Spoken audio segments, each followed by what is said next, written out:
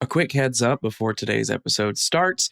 I caught a cold over the weekend, so if sick voice isn't your thing, might want to skip today's episode. This is The Download from Sounds Profitable, your daily source for the essential news in the business of podcasting.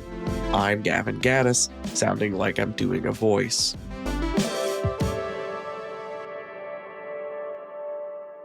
Here's what you need to know for today, Thursday, May 15th. Before I get into the news proper, just a quick heads up that on Sounds Profitable stuff happening next week at Podcast Show London, I should run through what Bryan Barletta is doing in London.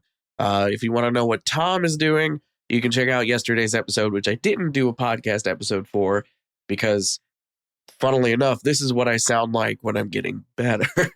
First up, on Wednesday the 21st at 1:10 p.m., Bryan will be at Brandworks Stage Mic Check. Are you reaching the right podcast audience?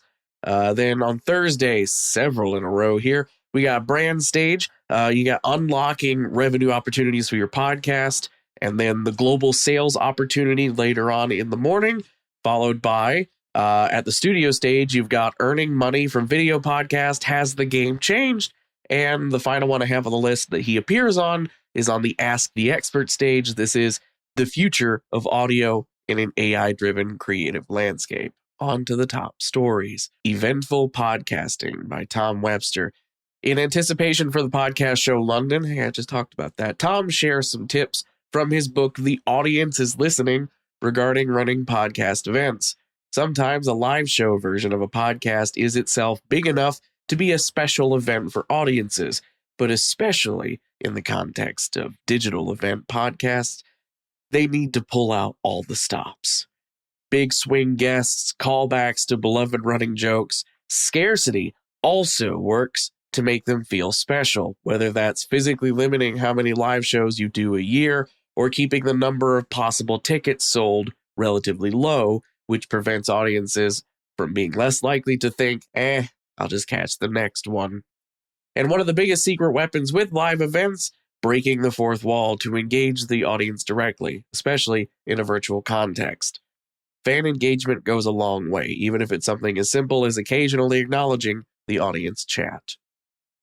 Next up, YouTube launches weekly charts. This happened while I was recording, by the way. This afternoon, Ashley Carmen posted to LinkedIn a screenshot of a new YouTube chart, Weekly Top Podcast Shows. The first iteration of the chart tracks the watch time for podcasts on YouTube from May 5th through May 11th.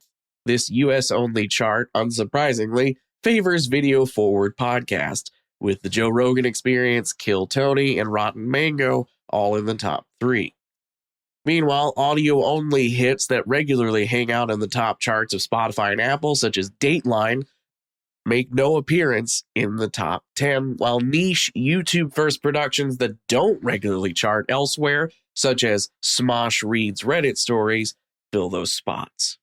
The new chart landing page can be found linked in the web version of today's episode, which several of you probably went to read anyway instead of listening to the car wreck that is my sinuses.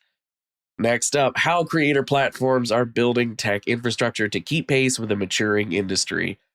Digiday covers several creator platforms such as Creator IQ and Captivate, with the number 8, who have been building out their measurement and AI functionality to better enable brand safety and creator vetting options, all in hopes brands and agency users will be more open to working with their creators. For a specific example, Captivate signed a deal recently with Perplexity that includes embedded automation tools, creator vetting, an AI assistant, and brand safety scoring. Next up, this surprising strategy helps Toyota reach Latino customers. Spoiler, it's podcasts. Toyota's surprising strategy involved partnering with Sonoro, whose content and audience skew heavily towards Latino communities. The result of the partnership was a branded video podcast series hosted by AJ Ramos that interviewed Latin music artists. Article writer Sonia Thompson goes into detail about why the show worked well as it did, such as the host and guests conversing in both English and Spanish instead of sticking to one. Her experience with clients looking to connect with Hispanic audiences is the presumption most of the time is English-speaking companies need to fund 100% Spanish language content if they want to appeal to Hispanic consumers, which in practice narrows the wider audience appeal of that content, given the Latino community in the United States does not 100% speak Spanish. They are not a monolith. Authenticity is what makes podcasts and the branding campaigns associated with them work best. Next up from Acast, introducing talent-voiced ads. Acast has launched a new format advertisers can purchase that leverages Acast podcast talent to voice their scripted ads, which will then run programmatically across the Acast podcast network. Shows like Couples Therapy, We Mean Well, and Equity Mates show promising early results. In addition to the mechanical benefits of running a podcast ad from a recognizable face with context targeting, ensuring that ad goes to the right audience, this also opens the door for a more communal fabric between podcasts within a larger network like Acast. As for the rest of the news, this week, Podcast Perspectives from the Podglomerate interviewed Katie Conans, program lead for audio and podcasts at NASA. They spoke to her about NASA's audio strategy and how they bring science communication to podcasting. Axios has covered a new partnership between The Atlantic and Apple, which launches a direct subscription on Apple Podcasts that has premium subscriber benefits. That's called The Atlantic Out Loud Premium Feed.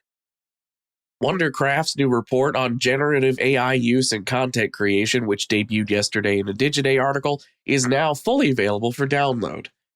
Red Circle has a new blog breaking down lessons the podcast advertising scene could learn from Alex Cooper and her strategies. Central Talent Booking has announced they're handling booking for IMO, the podcast hosted by Michelle Obama and her brother Craig Robinson. 20,000 Hertz host Dallas Taylor is taking the brand into the third dimension with the new episode, the debut episode, I should say, of a YouTube version of 20,000 Hertz, built from the ground up to be a YouTube show, is launching June 25th. I know I'm ready. Pod News also covered the Radio Academy Arias, which included Goalhanger winning inaugural UK audio brand of the year. Be sure to check out the links to every article mentioned right in your podcast listening app or at soundsprofitable.com, where you can also subscribe to the newsletter version. The download is written and produced by myself, Bryan Barletta, and Tom Webster. For Sounds Profitable, I'm Gavin Gaddis, promising I'll probably sound better next week. Download us again tomorrow.